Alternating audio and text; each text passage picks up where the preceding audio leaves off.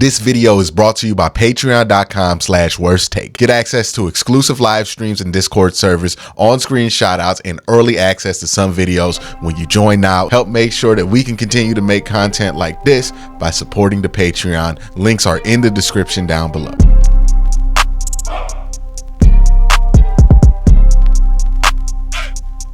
While you were sleeping, Andrew Berry and the Cleveland Browns were putting in some work. This is some news that got announced after I did my video yesterday. There's also some rumors that I think are very interesting and something that I want to talk about who the Browns might be interested in going after as free agency continues to go on. And look, I think we will hear more Browns news the longer free agency goes on. But I believe that's where the Browns are going to be most interested, right? They're going to see where guys like DJ Reader's markets go, or other guys like DJ Reader, and kind of play it out from there, because now they're trying to get some value. I think they made their big move on the offensive side of the ball, at least with Jerry Jeudy. They brought back Zadarius Smith and even brought back Maurice Hurst. Maybe they got one more technically big move in them where it's a name that you know, but I don't think they're going to like bring in Arik Armstead. Now that I said it, it probably happens, but I think it's probably going to be more along the lines of a really solid veteran player if they do bring in somebody defensively. So that's where the Browns are at. And speaking of bringing in solid veteran pieces, the Cleveland Browns, while we were all sleeping, signed Jordan Hicks, a NFL linebacker from most recently played with the Minnesota Vikings. They signed him to a 2-year deal worth about $8 million. So it sounds like, what, 4 over 2? Correct me if I'm wrong there. I don't know if it's 8 over 2 or 4 over 2. It looks like the way it's written is 8 over 2. It's great value. Hicks is a well-respected player. He's going to fill that Mike linebacker role for the Cleveland Browns, or like that backup Mike linebacker role. The Browns are going to be really ambitious with how they use JOK. I think they see this year as the year to fully unlock JOK. And to fully unlock JOK, you have to play him more in the middle of the field so you can have more options available to him. If you're going to play a JOK like that, you need to compensate at some of the other linebacker positions by making sure that you have somebody who, at the end of the day, will be where they're supposed to be. Remember, in 2022, JOK did not have a good year, and a lot of that got thrown on the defensive tackles. And I do think that the defensive tackle play had something to do with it, but I don't think it had everything to do with it. I think a big part of what was wrong with JOK in 2022 was you had a linebacker to the right of him that was freelancing, a linebacker playing Mike and Jacob Phillips who was freelancing, and then you had a defensive line who was just panicking, trying to get any kind of pressure that they can get outside of Myles Garrett, and you have a player whose ability is that they can play, make, and anticipate, trying to anticipate in pure chaos. See, JOK has great instincts, and he can get somewhere faster than most people because he can see it well. But what will mess that up 9 times out of 10 is if other people aren't doing what they're supposed to do.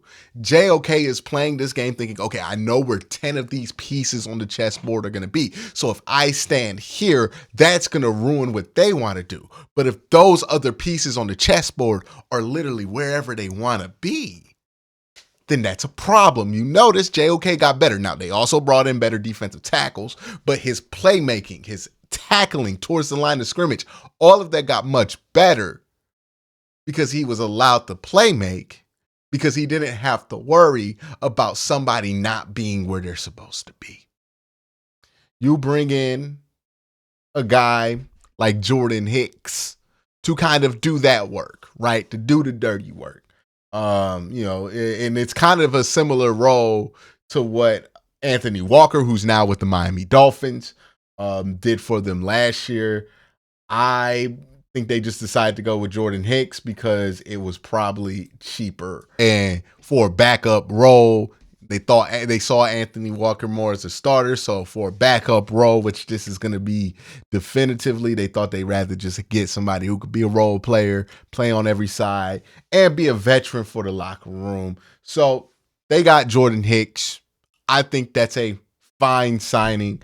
Nothing that's going to be earth shattering. Nobody's going to be chanting for the Super Bowl because you signed Jordan Hicks. The rumors are a little bit more interesting. So first things first, let's talk about some more free agency stuff. DJ Reader seems to be a name that pops up a lot for the Cleveland Browns. And remember what I said about him earlier this year when we were talking about his free agency prospects. And I said, he's a guy that if he falls into 1-year deal world, the Browns become a real option for, right? But if he has an offer for a multi-year deal, he's probably not going to be somebody who signs for the Cleveland Browns. The Browns are probably going to be looking forward to fill one more defensive player, probably on a 1-year deal. And DJ Reader seems like he might be that guy. This is from an article from Browns Wire, so make sure you check them out.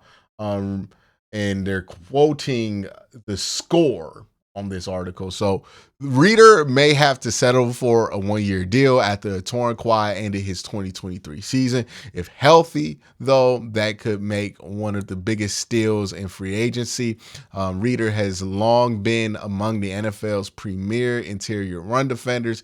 He's never been one to pile up sack numbers, but his underlying pass rush metrics look pretty good. His presence next to Myles Garrett could be the final piece from an already outstanding Browns defense. Though Reader has been the subject of some injury concerns lately, the impact on the field is hard to argue with. The Browns have seen him twice a year for a long time, and it is impossible to consistently run the ball directly at Reader. Given that also the Browns had issues with run defense at times last year, right? Especially up the middle, DJ Reader would make a ton of sense. And I think the writer is correct when he says that DJ Reader is a better pass rusher than he gets credit for. He's not going to get a ton of sacks. He's never really been in a situation where teams are going to ask him to get a ton of sacks, right? He was in Houston when they had Jadeveon and J.J. Watt. He goes to Cincinnati when they have Trey Hendrickson and Sam Hubbard. He's never been somebody that they ask to get sack numbers. But if you're asking me, can he win two-way goals? Can he win on the line of scrimmage and get north and pressure guys? He can absolutely do that.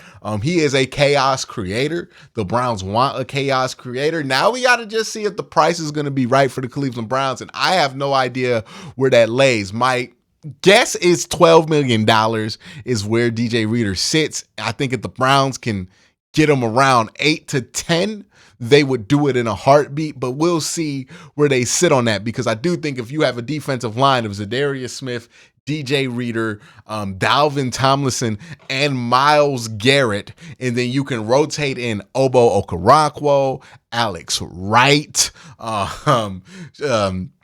maybe Shelby Harris, Maurice Hurst, you have yourself a hell of a defensive line, probably the best defensive line in football, because who's the weak link there?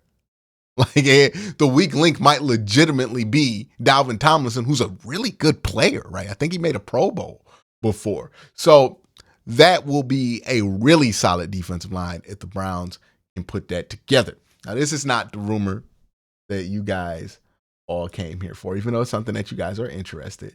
The rumor that you all came here for and want to hear me talk about is this Jameis Winston could be your backup quarterback for the Cleveland Browns next year. Now, look, man, for whatever reason, I think people have been tripping about the backup quarterback situation. I think we're overemphasizing it in every single direction possible. I think there are people who are overemphasizing what backup quarterback means for Deshaun Watson.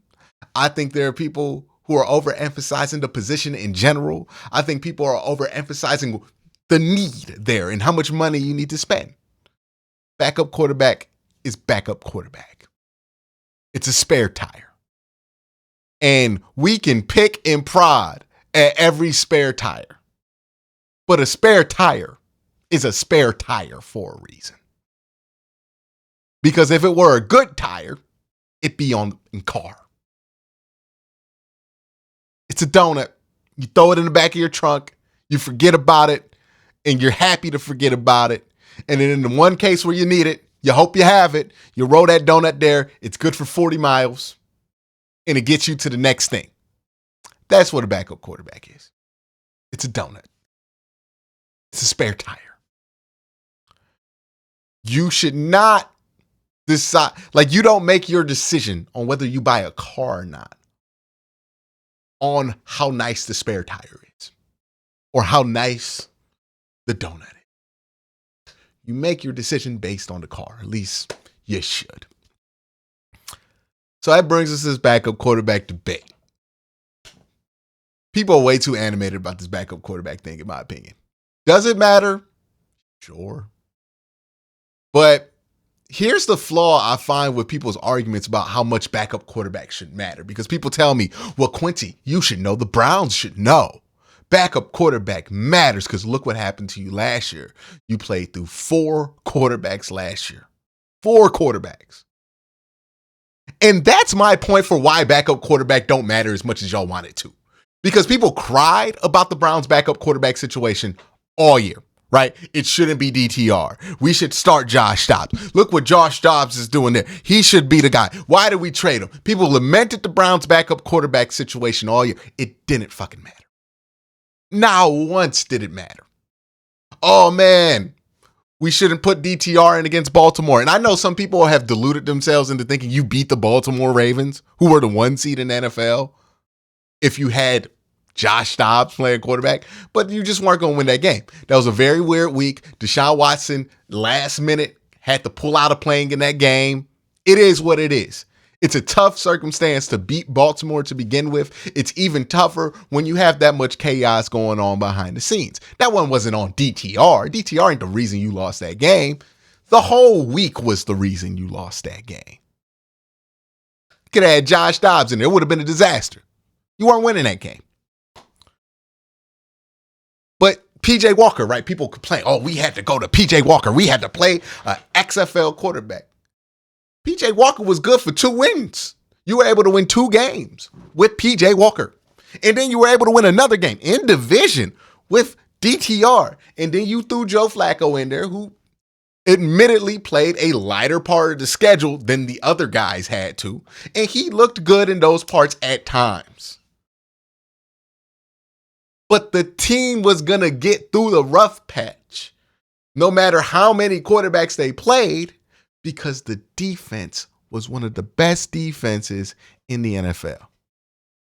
If that defense had a bad day last year, the Browns didn't win that game. Those games, none of those wins were about the greatness of the backup quarterback position that the Browns got with the backup quarterback. None of those wins were. It was about the greatness of the Browns defense. And you know how I noticed? You look at the games the Browns defense didn't play well, you could draw a direct line to all losses.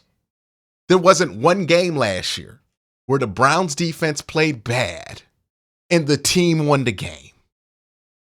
Not one. That would indicate what the story was. And that's going to be the story for next year. If Deshaun Watson gets hurt, it's not going to be about if the backup quarterback can save the season. It's going to be about, can the defense play so damn good that it doesn't matter as much that we don't have our starter? That's going to be what determines it. Can Nick Chubb run so well that it can mitigate having a backup quarterback in there? So I put all that pretext in here so we can have a relatively light conversation about backup, because conversations about backup quarterback have gotten far too serious. Much more serious than they need to be. It's backup quarterback. It does not matter that much. It would be fun if it's Joe Flacco. It would be fun if it's Jameis Winston. And honestly, if it's Joe Flacco or Jameis Winston, you have a pretty high quality backup situation. So there's really not much to complain about. So the Browns are interested in bringing in Jameis Winston. And I do think this makes a ton of sense. Jameis Winston makes sense on a football perspective. Again, he's not perfect. I know people are going to point out that he throws interceptions, or maybe you don't like the fact that he ran an extra play versus the Atlanta Falcons or whatever, right? I know people have polarizing opinions about Jameis Winston, but Jameis does fit what the Browns want to do. You want a quarterback who's comfortable attacking vertically in the case that Deshaun Watson has to miss a game or two so you can run the same offense. Jameis Winston is your guy. If you want a quarterback who is comfortable with choice routes and waiting and kind of post-processing this, that's Jameis Winston. Now, does Jameis has flaws? Of course. If Jameis didn't have flaws, he would have lived up to his draft's potential and he would be one of the best quarterbacks of his generation. But he got hella flaws. That's why he's a backup quarterback. Joe Flacco got hella flaws at this point. Joe Flacco throw a lot of interceptions and he's almost 40. Jameis Winston throws a lot of interceptions, but he's not almost 40. Also, Joe Flacco thrives in a system that the Browns are moving away from. Jameis Winston's experience is more centered in what the Browns are moving towards. This does make sense. Now, will the dynamic of Jameis Winston and this Browns locker room be hilarious? Yes, I want that buddy cop movie of Nick Chubb and Jameis Winston. Immediately, I want that mic'd up segment where Jameis Winston meets Kevin Stefanski, because could not think of two more polar opposites when it comes to personality. But the one thing to remember about Jameis Winston is, as much as the stuff people have opinions about Jameis Winston and how they feel about him, the opinions that matter about Jameis Winston as it comes to him being able to do his job are from the people on that team. And there's not a single former teammate that is going to say anything bad about Jameis Winston. They love the dude. He's a very good teammate, according to his teammates. They love playing with Jameis. They love having Jameis in the locker room. And that kind of shit does matter for the backup quarterback, because you can't have a number two in there don't nobody rock with. That's not a good situation. So you do need that there. Right? And Jameis Winston will come in. He'll be good vibes. And if he needs to step in, he's one of the better backups that you could throw out there.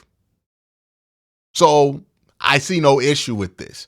I think some people, they don't like Jameis's antics or how Jameis goes about communicating with the media, or maybe they just watch too many of the Jameis memes and they just form their opinion about him. But Jameis Winston is a competent passer. He's somebody who, if you had to throw in there, he's a high-level backup. And he's somebody that you could be comfortable throwing out there for an extended period of time if there were to be another serious injury for Deshaun Watson, if that's the case. And he might be cheap because, some people might be down on him or whatever. But that's where you got, if you're the Cleveland Browns, you got to trust your culture, right? And Jameis Winston doesn't seem like somebody who's going to be a culture threat. Maybe Kevin doesn't like it that he didn't listen to Dennis Allen, but it is what it is. They'll figure that out. That's what Kevin's job is, to figure those kind of things out with players that they have on the roster.